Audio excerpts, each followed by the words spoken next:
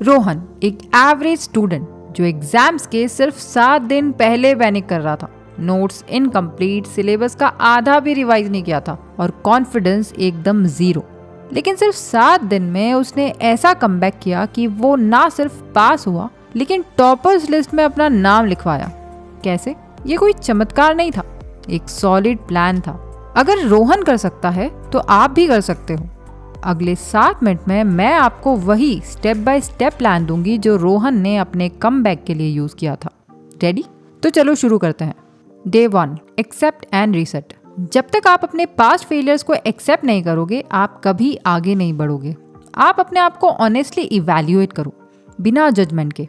अपने week points पे ध्यान दो और उन्हें गलती नहीं बल्कि एक अपॉर्चुनिटी की तरह देखो। अपने लास्ट परफॉर्मेंस का एनालिसिस करो। पेन और पेपर लो और लिखो कि आपने क्या गलत किया।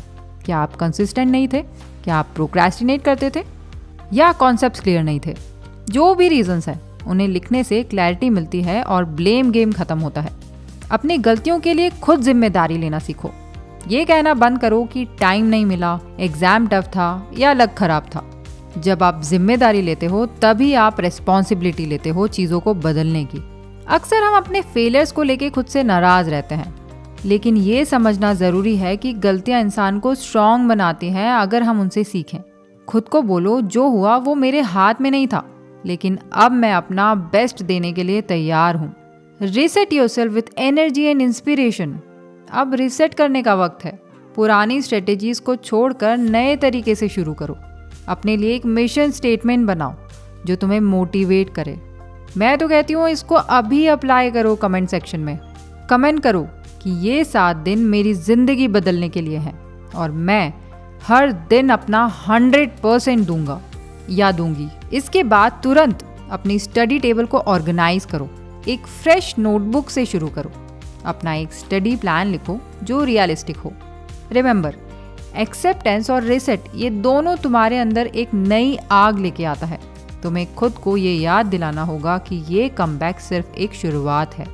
Day 2, focus on your strong areas first. जरा सोचो, जब क्रिकेट का मैच होता है तो टीम अपने बेस्ट प्लेयर्स को पहले क्यों भेजती है? क्योंकि शुरू का मोमेंटम गेम सेट कर देता है। वैसे ही पढ़ाई में अगर आप अपने स्ट्रॉन्ग एरिया से स्टार्ट करते हो तो कॉन्फिडेंस मिलता है। ये टेक्निक प्रोग्रेसिव सक्सेस मॉडल पे काम करती है। मतलब जब आप किसी टास्क को सक्सेसफुली कंप्लीट करते हो तो ब्रेन डोपामीन रिलीज करता है, जो एक फील गुड केमिकल है। इस डोपामीन की वजह से आप मोटिवेटेड और फोकस्ड फील करते हो और आपका प्रोडक्टिविटी लेवल स्पाइक करता है। इसके लिए first you need to identify your strengths. एक लिस्ट बनाओ अपने उन टॉपिक्स की जो तुम्हें अच्छे से समझ आते हैं। उन्हीं टॉपिक्स पे काम करो जो तुम्हें आते हैं, ताकि तुम्हें लगे कि भाई मैं फोड़ रहा हूँ। जब मोमेंटम बन जाएगा तब टफ टॉपिक्स को हैंडल करना भी इजी लगेगा। ये एक सीक्रेट हैक है। पहले अपने स्ट्रेंथ से खुद को प्राउड फील करवाओ और फिर उस एनर्जी को डिफिकल्ट एरियाज में डालो। Day 3, deep work and focus blocks. What if you have a laser like brain, sharp and focused? यही है डीप वर्क का कॉन्सेप्ट, जो तुम्हें डिस्ट्रैक्शंस को तोड़ने और कम टाइम में ज्यादा काम करने का तरीका देता है। कॉल न्यूपोर्ट के हिसाब से डीप वर्क का मतलब है बिना किसी डिस्ट्रैक्शन के एकदम फोकस्ड और हाई क्वालिटी का काम करना।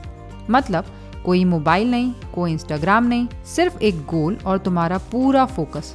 सुबह के टाइम जब एनर्जी हाई होती है, सबसे टफ टॉपिक्स उठाओ।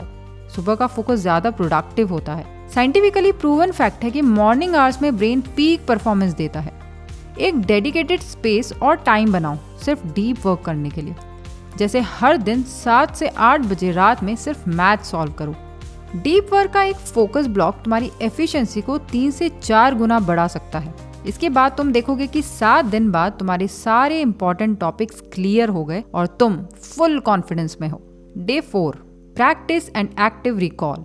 किसी भी चीज को सीखने के लिए सिर्फ देखकर या सुनकर सीखना काफी नहीं होता, आपको प्रैक्टिस करनी पड़ती है। यही फंडा स्टडी में भी लगता है। अपने नोट्स या टेक्स्ट बुक से एक क्वेश्चन उठाओ और बिना देखे उसका आंसर लिखने या समझने की कोशिश करो। अगर गलती होती है तो कोई प्रॉब्लम नहीं, ये प्रोसेस ही आपके दिमाग को मेंटली प्रिपेयर करती है। अब पूरा चैप्टर या कॉन्सेप्ट याद करने के बजाय उसके इम्पोर्टेंट पॉइंट्स या क्वेश्चंस को एक्टिवली दिमाग में रिकॉल करो। जैसे एक टीचर एग्जाम में क्वेश्चन पूछता है वैसे ही अपने आप से सवाल पूछो। ये मेथड आपके ब्रेन को पावरफुल कनेक्शंस बनाने में हेल्प करता है। जब आप एक्टिवली रिकॉल करते हो तो आपके ब्रेन में रिट्रीवल पाथवे स्ट्रांग होते हैं। इससे लॉन्ग टर्म मेमोरी इंप्रूव होती है, पैसिव रीडिंग की तरह नहीं कि एक कान से अंदर और दूसरे कान से बाहर। Day 6, physical and mental boost. Proper sleep low, at least 7 से 8 घंटे की। स्लीप आपकी मेमोरी को कंसोलिडेट करने में मदद करती है। मेडिटेशन या एक्सरसाइज करो जैसे स्ट्रेचिंग, ताकि स्ट्रेस कम हो।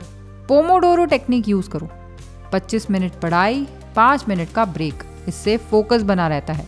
Day 7, stimulate the final day. ऐसा मानो कि आज एग्जाम है, खुद को एक रियल टेस्ट एनवायरनमेंट में डालो। एग्जाम पेपर सॉल्व करो, टाइम मैनेजमेंट पर ध्यान दो, अपनी प्रिपरेशन पे पूरा भरोसा रखो और खुद को याद दिलाओ कि आपने 7 दिनों में कितना इम्प्रूव किया है। लाइफ की सबसे बड़ी जीत तब होती है जब आप हार मानने की बजाय खुद को छोटे छोटे स्टेप्स में आगे बढ़ने का मौका देते हो। 7 दिनों में आप पूरे सिलेबस को नहीं बदल सकते, लेकिन कंसिस्टेंसी और स्मार्ट स्ट्रेटेजी से आप अपने पढ़ाई का मोमेंटम जरूर बना सकते हो। ये कमबैक आपका खुद पर कॉन्फिडेंस बिल्ड करने के लिए है। रिजल्ट्स तो अपने आप बेटर होंगे। वो कहते हैं ना, जो हार के बाद फिर से उठता है वही असली विनर होता है। Thanks for watching and don't forget to subscribe our channel.